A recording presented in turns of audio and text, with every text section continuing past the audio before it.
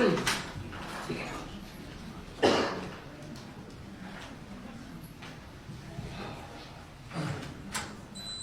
rise. Okay. Once again, be seated, ladies and gentlemen.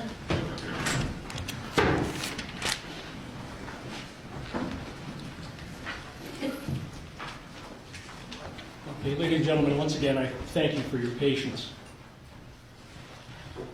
In every jury trial, the court tells the jury to evaluate the case on the law as it is given to them. The court admonishes them not to apply their own conception of what they believe the law should be. I can follow no different directive. On Thursday of last week, the jury found that the aggravating circumstances outweighed the mitigating factors beyond reasonable doubt, and therefore found the verdict of death to be appropriate. The defendant on numerous occasions indicated to the court that he would not be presenting mitigation evidence. Upon announcement of the verdict, he indicated that he did want to have an evaluation performed. The court prevailed upon the court psychiatric clinic to prepare a mitigation report. The defendant issued a subpoena to have the doctor appear in court. When it was time to call the doctor to the stand, the defendant rested, much to the surprise and the chagrin of the court.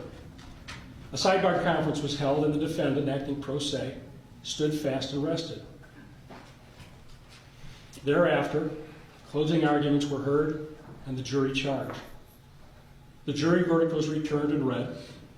The jury was polled and discharged. The defendant then requested that the court review both the pre-sentence investigation report and the mitigation report, neither of which were submitted to the jury. The court did review these documents and has evaluated this case in conjunction with the mitigation phase and the mitigation factors of 292904B of the Ohio Revised Code, as well as the statements adduced herein today. In addition to the mitigating factors in ORC 292904B, the court has considered the statements of 6 family members, all of whom relate that the defendant had a tough childhood. His older sister indicated that at age 5, he found his mother's gun and shot himself in the leg. The mitigation report, prepared by the court psychiatric clinic, adds some more significant insight. He found his mother's body after she OD'd on heroin when he was 19. He was hit on the head with a brick at age 12 and suffers from seizures. At age 9, he was repeatedly raped by his mother's male friend. According to a 2008 psych evaluation, the defendant has chronic problems with anger and has little regard for authority. There was a suicide attempt at the Euclid jail in 2006. Dr. Radio diagnosed him as having post-traumatic stress disorder.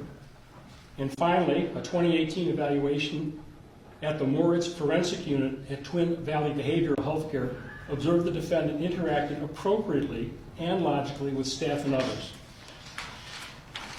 Notwithstanding